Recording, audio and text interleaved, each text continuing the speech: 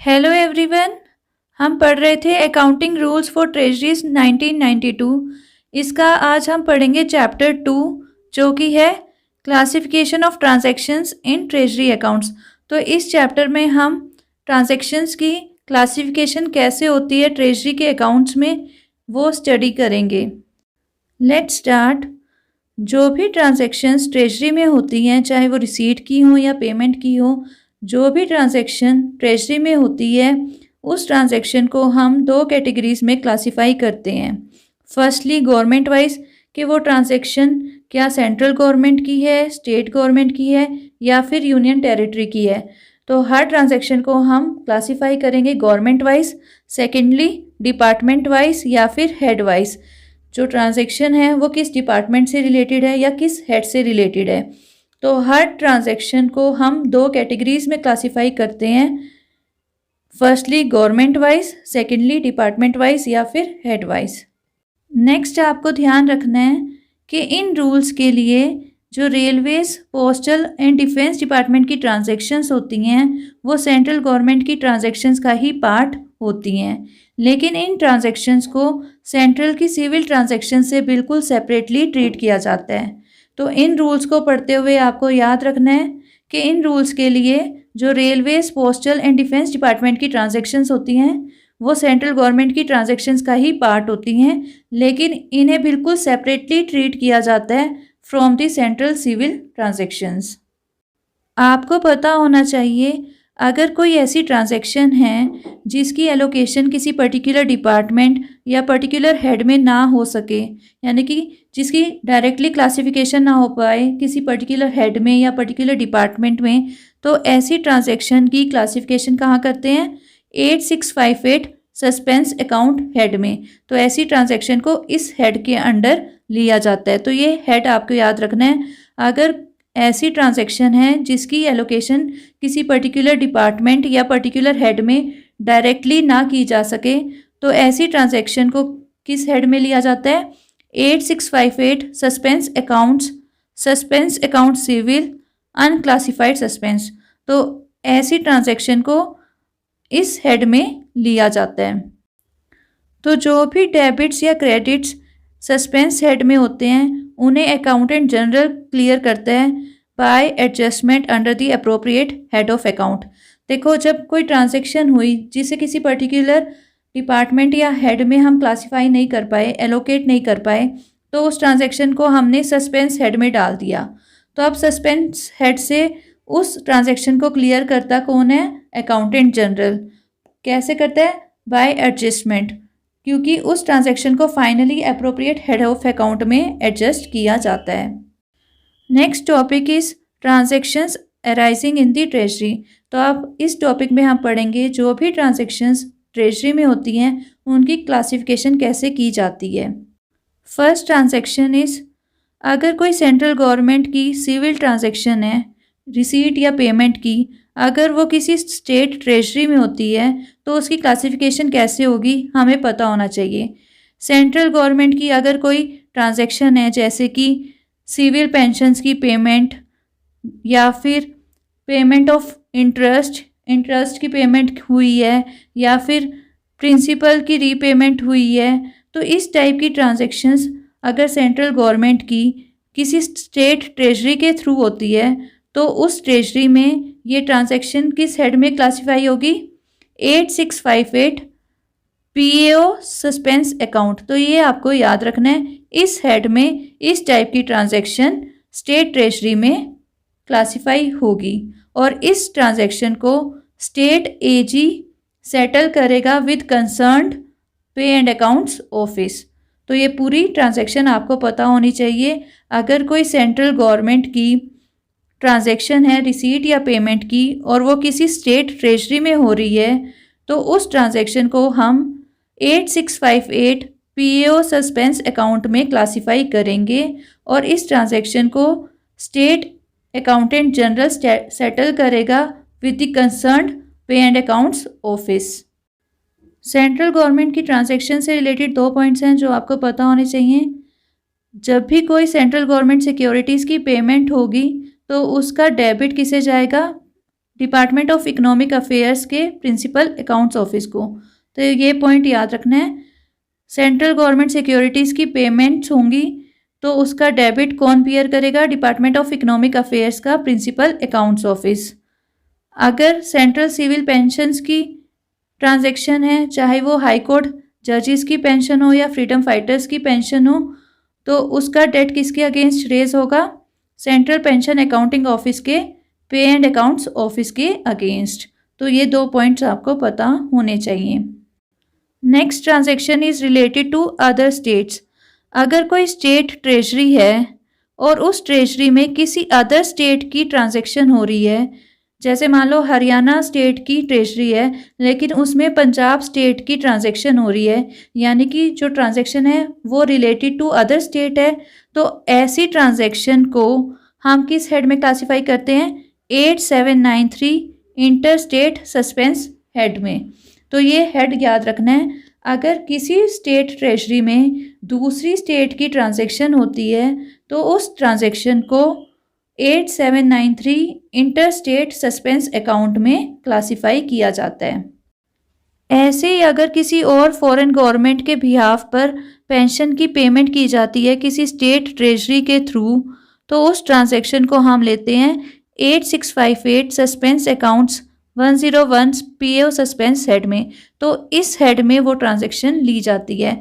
अगर किसी foreign government के बिहाफ पर पेंशन की पेमेंट की जाती है other than government of Burma, Burma government को छोड़ के अगर कोई और फॉरेन गवर्नमेंट है और उसके बिहाफ पर अगर पेंशन की पेमेंट की जा रही है तो उस ट्रांजैक्शन को 8658 सस्पेंस अकाउंट हेड में लिया जाता है और ऐसी ट्रांजैक्शन को अकाउंटेंट जनरल सेटल करवाता है with the pay and accounts office of the department of economic affairs.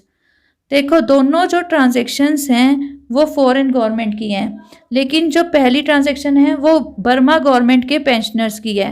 अगर बर्मा गवर्नमेंट से रिलेटेड ट्रांजैक्शन हो रही है तो उसे हम लेंगे 8679 हेड में और ऐसी ट्रांजैक्शन को accountant general directly Burma government के साथ सेटल करेगा। लेकिन अगर किसी और फॉरेन गवर्नमेंट की ट्रांजैक्शन है तो उसे लेते हैं हम 8658 हेड में और इस ट्रांजैक्शन को अकाउंटेंट जनरल सेटल करवाता है डिपार्टमेंट ऑफ इकोनॉमिक अफेयर्स के पे एंड अकाउंट्स ऑफिस के through. Next transaction is transactions of the reserve bank.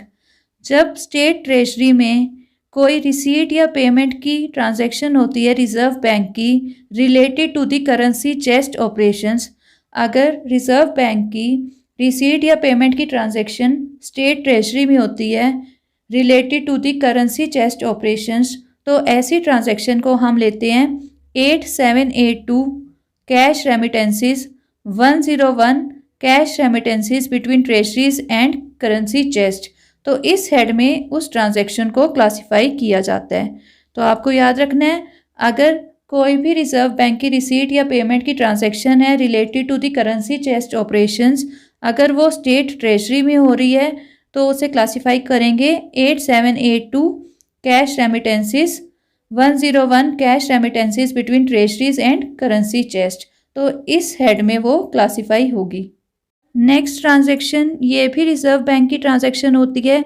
अगर कोई एनकैशमेंट या ड्राइंग की ट्रांजैक्शन है टेलीग्राफिक ट्रांसफ़र या ड्राफ्ट्स की, अगर वो यूटी या स्टेट ट्रेजरी के थ्रू होती है तो ऐसी ट्रांजैक्शन को हम लेते हैं 8782 cash remittances 105 reserve bank of India remittances head में।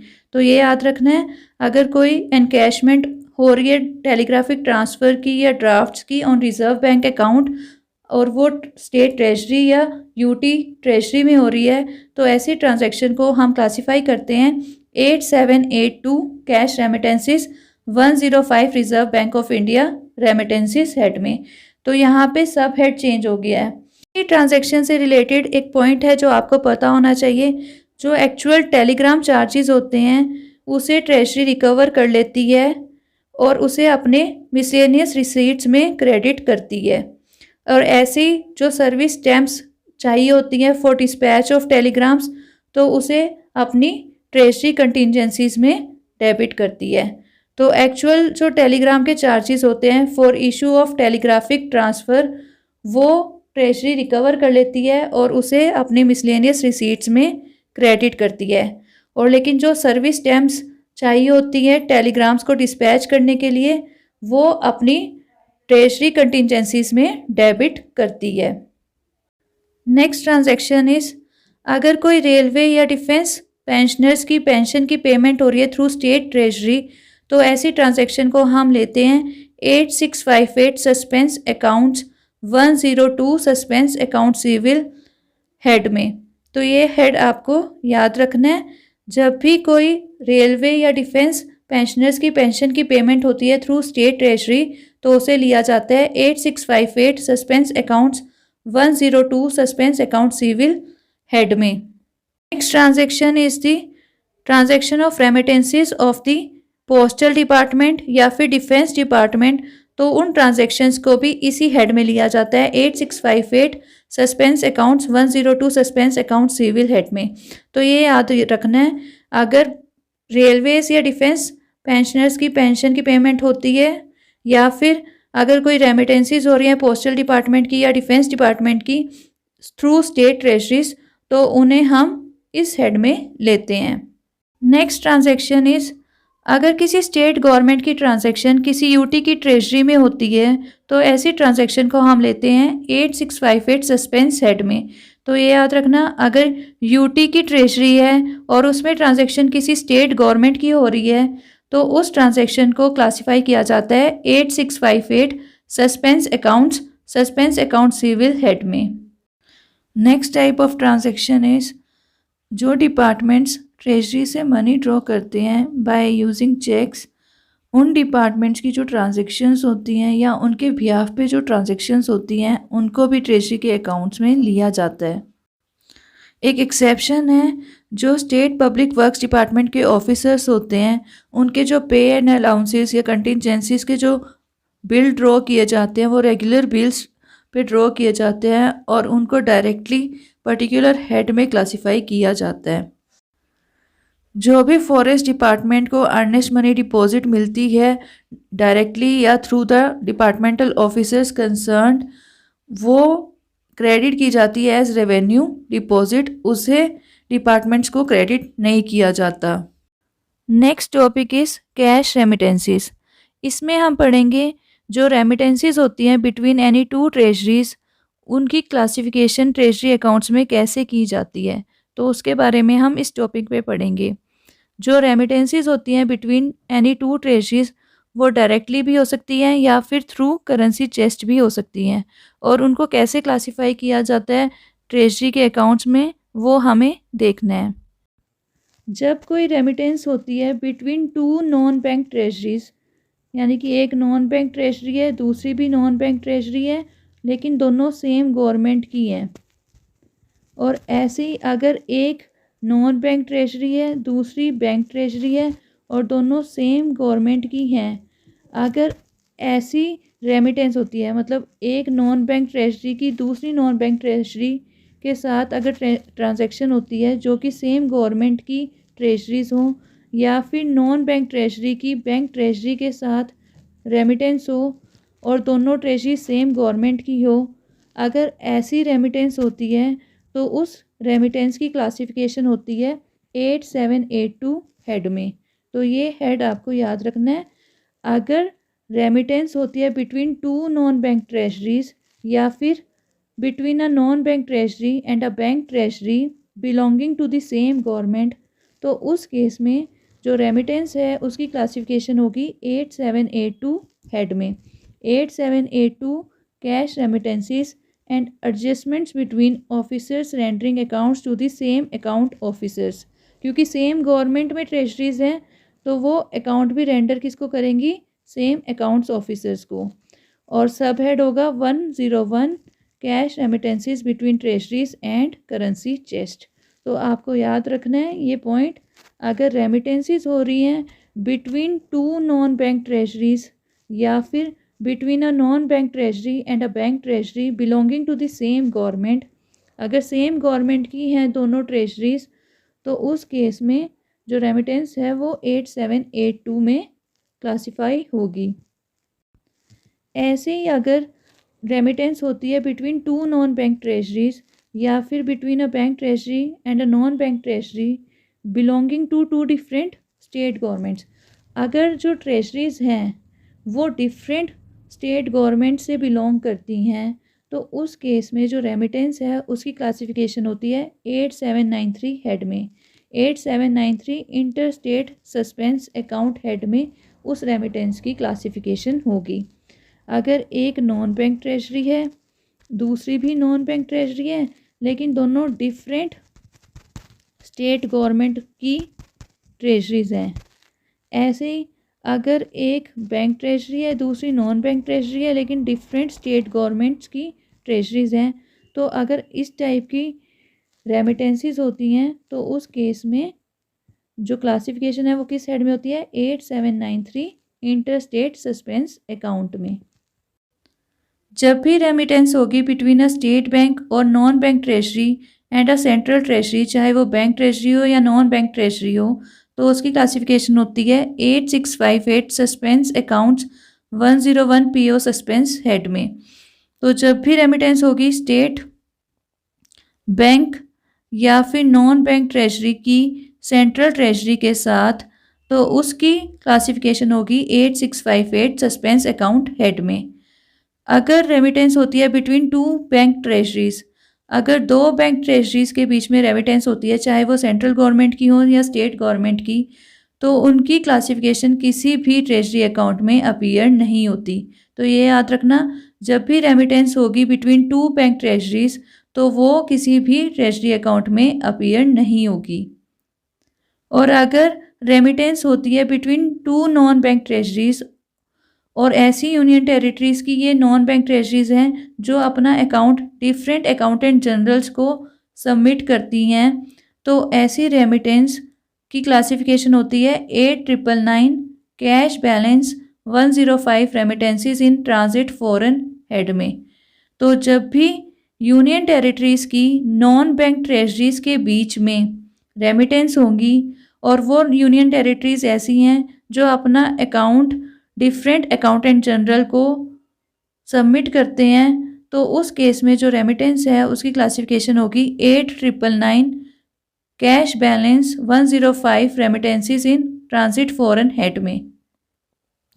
अगर रेमिटेंस होती है बिटवीन टू सब treasuries in the same district, same district की सब ट्रेजरीज में अगर रेमिटेंस होती है या फिर एक ट्रेजरी की अपनी सब ट्रेजरी के साथ रेमिटेंस होती है, तो ऐसी रेमिटेंस को कहा जाता है transfers within the treasury. ये बहुत इंपॉर्टेंट है। अगर दो सब ट्रेजरीज हैं और दोनों सेम डिस्ट्रिक्ट में फॉल करती हैं, तो उनके बीच में जो रेमिटेंस है उसे कहेंगे transfers within the treasury. ऐसे ही अगर किसी ट्रेजरी की अपनी सब ट्रेजरी के साथ रेमिटेंस हो रही है तो उसको भी बोलेंगे transfer with in the treasury. तो ये आपको पता होना चाहिए। इन अबव केस अगर ट्रेजरी या सब ट्रेजरी जो रेमिटेंस कर रहे हैं, रेमिटिंग कर रहे हैं, रिसीविंग कर रहे हैं, अगर वो बैंक के थ्रू कर रहे हैं, तो उस केस में जो रेमिटेंस है उसकी क्लासिफिकेशन होगी remittance in transit local below the major head 8999 cash balance. तो ये आपको याद रखना है। अगर ऊपर वाले केस में जो ट्रेजरी या सब ट्रेजरी है वो अपना बिजनेस बैंक के थ्रू करते हैं, तो उस रेमिटेंस की क्लासिफिकेशन होगी remittance in transit local below the major head 8999 cash balance. Next is small coin depot remittances. हम पढ़ेंगे स्मॉल कॉइन डिपोज में रेमिटेंसेस कैसे होती हैं, उनकी क्लासिफिकेशन कैसे होती है। पहले तो पता होना चाहिए स्मॉल कॉइन डिपोज क्या होते हैं। स्मॉल कॉइन डिपोज वो इस्टेब्लिशमेंट्स होते हैं जिनके पास अथॉरिटी होती है to stock and distribute the small coins. Small coins वो कॉइन्स होते हैं जिनकी वैल्यू लेस देन ₹1 होती है। अगर कोई रेमिटेंस होती है from small coin depot to state non bank treasury, तो उसे कंसीडर किया जाता है as receipt from the central government. यानी कि जब भी कोई स्मॉल कॉइन डिपो से रेमिटेंस होगी स्टेट की नॉन बैंक ट्रेजरी को, तो उसे कंसीडर किया जाएगा as receipt from the central government.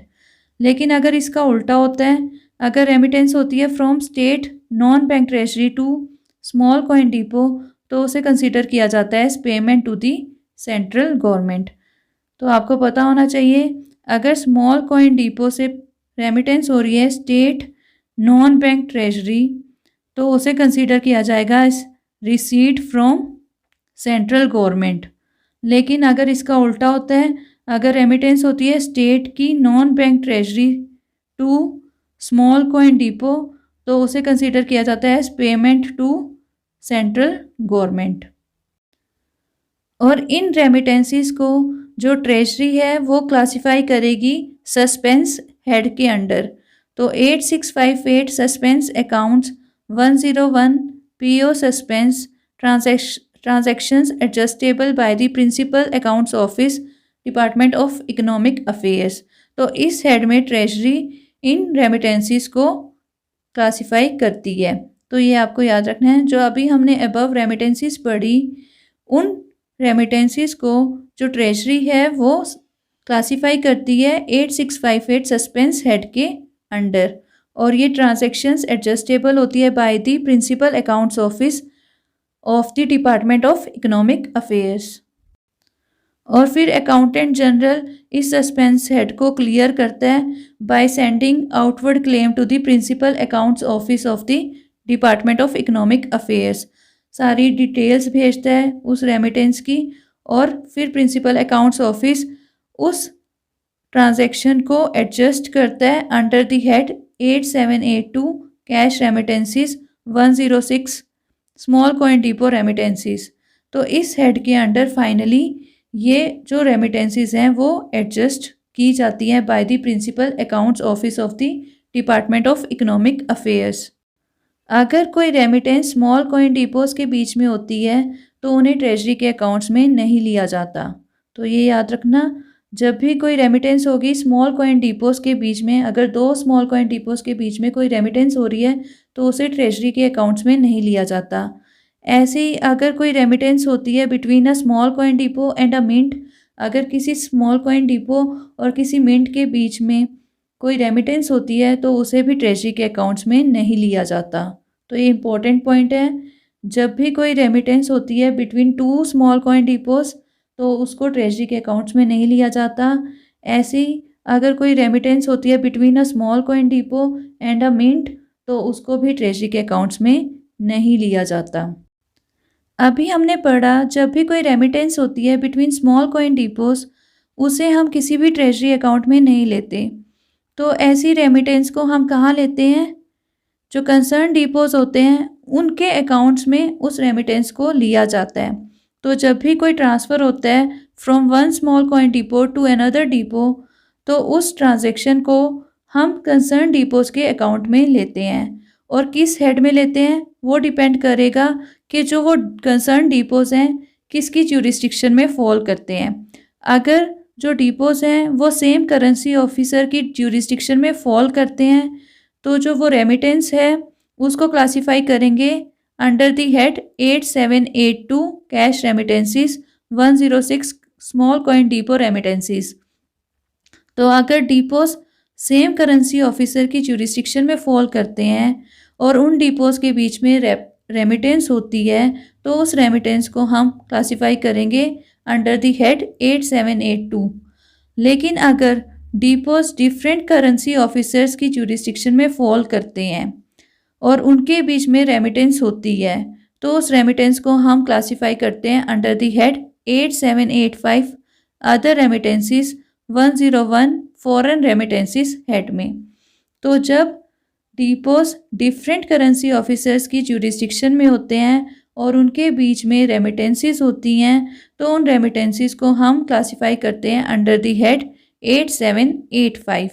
तो इम्पोर्टेंट है, जब भी रेमिटेंसीज होंगी बिटवीन स्मॉल कॉइन डिपोज उन्हें हम ट्रेजरी के अकाउंट में नहीं लेते बल्कि कंसर्न डिपोज के अकाउंट में लेते हैं। अब वो डिपेंड करेगा किस हेड में लेते हैं, वो डिपेंड करता है कि वो जो डिपोज हैं वो किसकी ज्यूरिस्डिक्शन में फॉल करते हैं। अगर सेम करेंसी ऑफिसर की ज्यूरिस्डिक्शन में फॉल करते हैं तो रेमिटेंस क्लासिफाई होगी अंडर द हेड 8782। लेकिन अगर डिपोज फॉल करते हैं अंडर डिफरेंट करेंसी ऑफिसर्स तो जो रेमिटेंस है उसकी क्लासिफिकेशन होगी अंडर द हेड 8785। सिमिलरली हमने देखा था जब भी कोई रेमिटेंस होती है between small coin depot and mint, उसे हम ट्रेजरी के अकाउंट में नहीं लेते। तो ऐसी ट्रांजैक्शन को हम कहाँ लेते हैं? स्मॉल कॉइन डिपो के अकाउंट में। तो जब भी कोई ट्रांसफ़र या रेमिटेंस होती है between small coin depot and mint, तो उसे हम स्मॉल कॉइन डिपो के अकाउंट में लेते हैं। और किस हेड में लेते हैं? 8782 cash remittances 107 mint remittances head में। सॉरी, यहाँ पे मिंट आएगा, मिंट लिख दिया है गलती से। तो जब भी कोई रेमिटेंस होती है स्मॉल कॉइन डिपो और मिंट के बीच में, तो उसे स्मॉल कॉइन डिपो के अकाउंट में लिया जाता है। किस हेड में लिया जाता है? 8782 cash remittances 107 mint remittances head में। तो ये आपको पता होना चाहिए।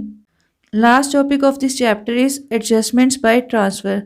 जब भी कोई पेमेंट ऑथराइज होती है कि उसे बाय ट्रांसफ़र करना है, अगर किसी पेमेंट को बाय ट्रांसफ़र करना होता है तो उस केस में जो अमाउंट है उसे डेबिट किया जाता है from the appropriate head of payment, और साथ में एक कॉन्ट्रा क्रेडिट दिया जाता है रिसीट हेड को। जो कंसर्न रिसीट हेड होता है उसे कॉन्ट्रा क्रेडिट दिया जाता है। तो जब भी ट्रांसफ़र से पेमेंट की जाती है तब जो अप्रोप्रिएट हेड होता है जिससे पेमेंट की गई है उसे डेबिट किया जाता है, और साथ के साथ एक पर कॉन्ट्रा एंट्री की जाती है क्रेडिट की रिसीट हेड में। जो भी स्टेट बिल्स में से डिडक्शंस की जाती हैं, जैसे कि इनकम टैक्स की या फिर पोस्टल लाइफ इंश्योरेंस की सब्सक्रिप्शन की, तो ये जो डिडक्शंस होती हैं ये क्रेडिटेबल होती हैं सेंट्रल गवर्नमेंट को। तो इन डिडक्शंस की एंट्री कैसे की जाती है? इन डिडक्शंस को क्रेडिट किया जाता है under the minor head tax deducted at source suspense. अगर इनकम टैक्स की डिडक्शन हुई है किसी स्टेट बिल से तो उसको क्रेडिट किया जाएगा tax deducted at source suspense under the major head 8658 suspense account. तो सस्पेंस हेड में इन डिडक्शंस को एंटर किया जाता है।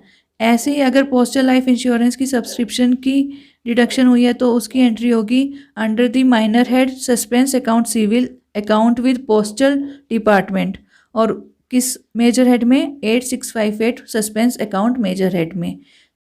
ऐसे ही जो सेंट्रल पेंशन के बिल स्टेट ट्रेजरी में पे होते हैं उनमें भी इनकम टैक्स की डिडक्शन होती है, तो उस सम की एंट्री भी क्रेडिट की जाती है under the minor head TDS suspense below 8658 suspense accounts. तो जब भी कोई बिल में से इनकम टैक्स की अमाउंट डिडक्ट की जाती है तो उसकी एंट्री होती है under the minor head tax deducted at source suspense below the major head 8658 suspense accounts. जब लोकल फंड्स की बात होती है तो जो ग्रॉस अमाउंट होती है वाउचर की उसे हम पेमेंट साइड पे डालते हैं और डिडक्शंस को क्रेडिट कर देते हैं। जब कोई डिपॉजिट अबेटमेंट किया जाता है, अगर किसी डिपॉजिट का अबेटमेंट किया जाता है तो उस डिपॉजिट की फुल अमाउंट एंटर की जाती है पेमेंट साइड में, और जितनी सम अबेट की जाती है उसको क्रेडिट साइड में लाया जाता है। जब कोई ऐसे बिल्स होते हैं जिनमें बिल्डिंग्स की लाइसेंस फ़ी की डिडक्शन की जाती है तो उन केस में जो ग्रॉस अमाउंट होती है उसे एंटर किया जाता है एज पेमेंट, और जो रिकवरी होती है वो उसे क्रेडिट किया जाता है पब्लिक वर्क्स के हेड ऑफ अकाउंट में। कंसर्न हेड ऑफ अकाउंट में वो भी पब्लिक वर्क्स के क्रेडिट किया जाता है। जो अभी हमने ये 4 पॉइंट्स पढ़े ये उन स्टेट ट्रेजरीज पे अप्लाई नहीं होते जो अकाउंटेंट जनरल को क्लासिफाइड अकाउंट रेंडर करते हैं। तो ये पॉइंट इंपॉर्टेंट है। ये जो अभी हमने बिल्स से रिलेटेड 3-4 पॉइंट्स पढ़े हैं वो उन स्टेट ट्रेजरीज पे अप्लाई नहीं करते जो अकाउंटेंट जनरल को क्लासिफाइड अकाउंट भेजते हैं। उन केस में जो बिल्स की डिडक्शंस होती हैं तो उन ट्रेजरीज में क्या किया जाता है, उन डिडक्शंस को ट्रेजरी अकाउंट्स में क्लासिफाई किया जाता है under the appropriate receipt head. जो कंसर्न रिसीट हेड होता है उसमें इन ट्रांजैक्शंस को, इन डिडक्शंस को क्लासिफाई किया जाता है इन द ट्रेजरी अकाउंट्स। इसी के साथ ये चैप्टर कंप्लीट होता है। आई होप आपको समझ आया हो। आप MCQs ट्राई कर सकते हो ताकि और अच्छे से आपको ये चैप्टर क्लियर हो सके, और इस चैप्टर की जो PDF है वो मैं डिस्क्रिप्शन में अवेलेबल करवा दूँगी, आप वहाँ से ले सकते हैं। अगर आपको वीडियो अच्छी लगी हो तो लाइक करना, चैनल को सब्सक्राइब करना ताकि आपको अपकमिंग वीडियोज़ का लिंक मिल सके। Thank you.